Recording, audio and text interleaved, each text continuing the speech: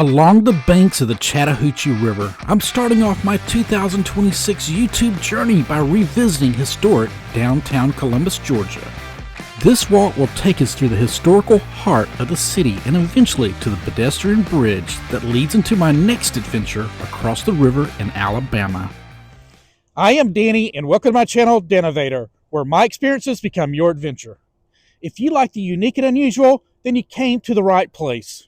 Remember to please subscribe and please hit that bell so you'll be notified when I release my next video.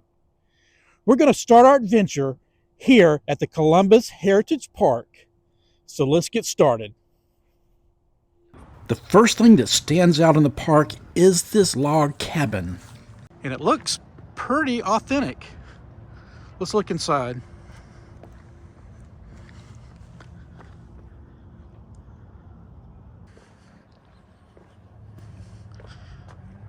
Well, this area, it looks like it illustrates different scenes that defined Columbus in the past. Of course, here's the farmer who grew his cotton.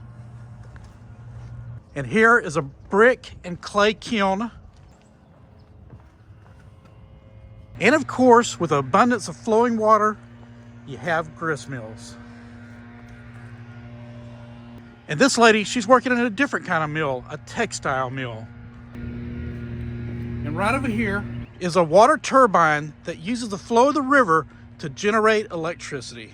And this hard-working fella, he's pouring out that molten steel from the local foundries.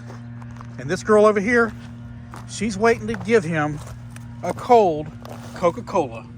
And located just about a block away, we're going to find out how Columbus shares the history with Coca-Cola. When you walk around Columbus, you don't know what awaits you around every corner. Like this huge Confederate memorial. Being part of the historical district, it's only fitting that the streets are paved in brick. And located right around the corner from that Confederate monument is the Dr. John Pemberton home. This cottage was built in 1855. And over at the Heritage Park, you can find Dr. Pemberton brewing up his first generation Coca-Cola formula. And with Columbus's history with Coca-Cola, it's only fitting that the Space Science Center, which is a museum, is named the Coca-Cola Space Science Center. One day, I'm gonna find this place open and we'll go explore. Gonna leave the Heritage Park behind and head over to the Columbus Riverwalk.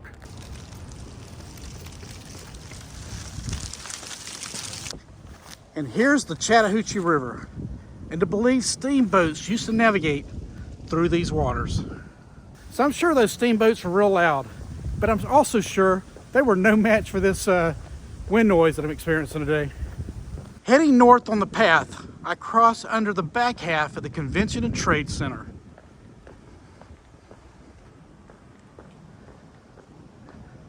The piles of rocks are reminders of how rocky the Chattahoochee River's riverbed is.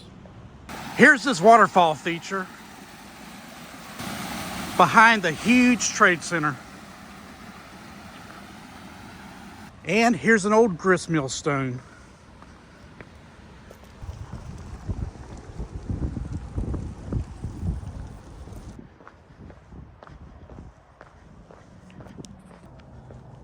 Through this arch depicted by these statues is Christopher Columbus. His vision and his discovery of the New World in 1492 is who Columbus, Georgia is named after. Now I'm walking under the Dillingham Street Bridge. This bridge, I hope, will be my return from the other side of the Chattahoochee River, Phenix, Alabama, when I walk their Riverwalk trail in my second video. So we'll have to see if there's some kind of sidewalk up there that I could safely walk across. But also, what makes this spot real famous is that there once was a covered bridge that used to span across the Chattahoochee River here. In 1832, Horace King, an African-American bridge builder, constructed the first bridge joining Georgia to Alabama at this location. These bricks are reminders of his craftsmanship. Near the Columbus State University campus, is this playground. A place where you can rent your whitewater kayaks, Katie the cow, and the blue heron zip line, where you can roar across the Chattahoochee River. Now I'm going to leave the river behind for a little while, head up 10th here, and see what's in the historical part of downtown. So at the corner of 10th and Front Street, if you go down there a few blocks, that's where the Heritage Park was located. And right over here in this corner is where the Royal Crown Cola's birthplace was located. And that placard over there shows where Royal Crown Cola started. And right over here in this building, which was known as Kinfolk's Corner, where a lot of people gathered back in the day, has Knee-High Cola wrote on the side of it. Knee-High Cola was one of the drinks that was part of Royal Crown Cola. As I'm walking down 10th, I hear the bubbling of some water, so let's go check and see what this is. By this huge office building is this fountain.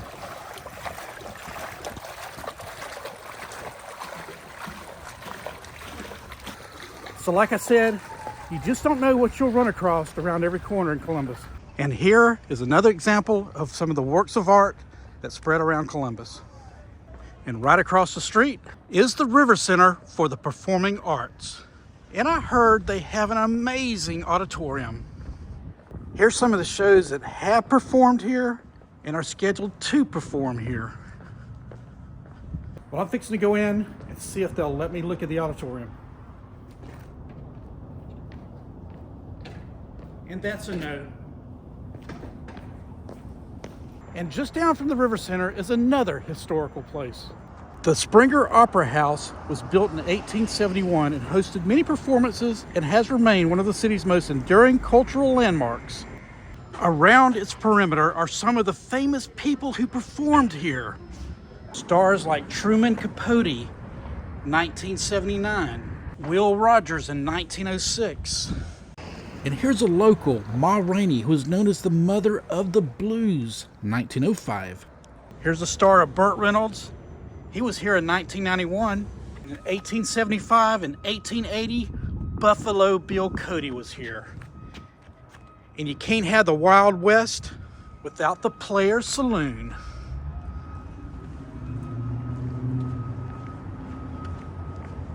And some people say that nightly, even the ghosts perform. There's a cellar.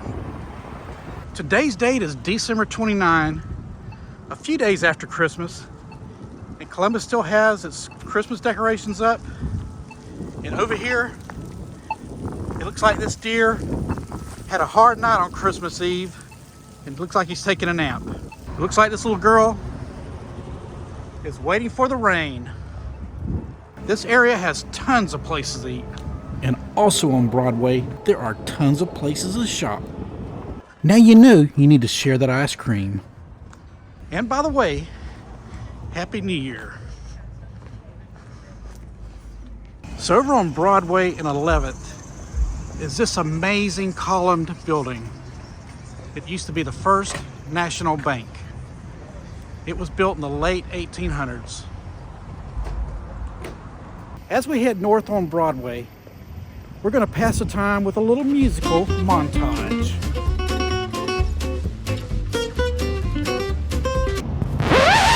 Now I think we can do better than that.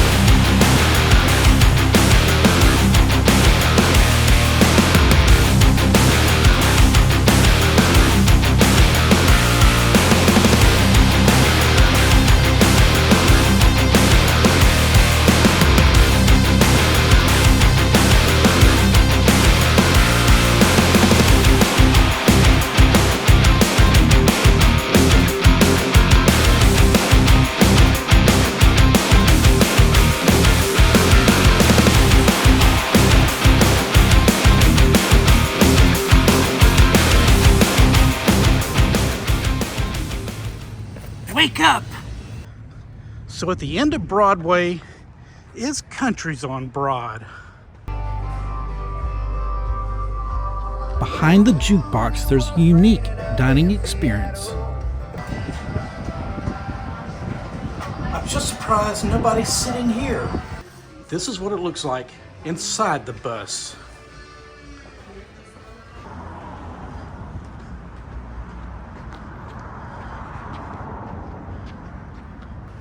Well, let's head back south on Broadway.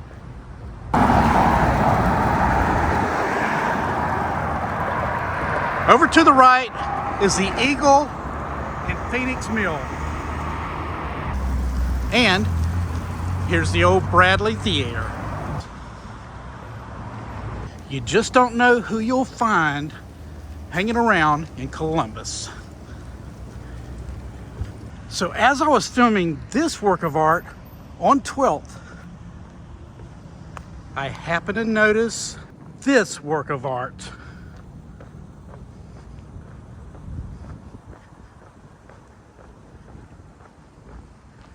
This Mediterranean style building was completed in 1930 and was once the Ledger Enquirer newspaper here in Columbus. So this area is known as Uptown. And here's their tree trail. I can see you hiding out in there. We made it back over to 10th, so now I'm going to make my way over to the Riverwalk. Back on Riverwalk, heading north, is this Columbus, Georgia mural. Let's go up these steps and check out the water tower and the view.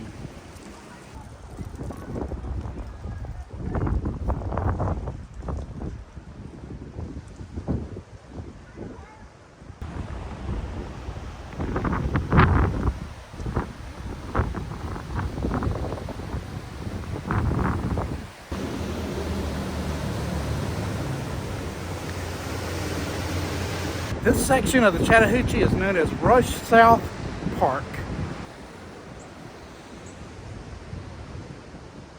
Looks like here's some of the turbines.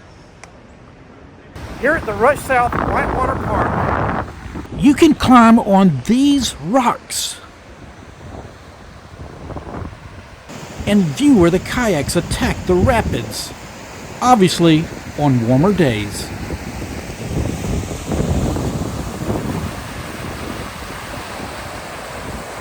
Unless you're a goose.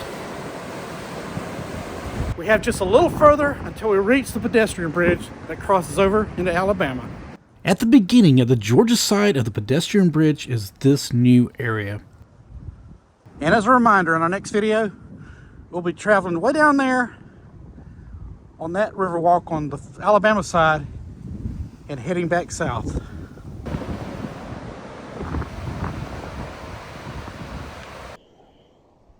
Well, I hope y'all enjoyed my first video of 2026, exploring Columbus, Georgia. If you did, make sure you give me a thumbs up. And always remember, your adventure awaits with the Denovator. Well, let's head over to Alabama.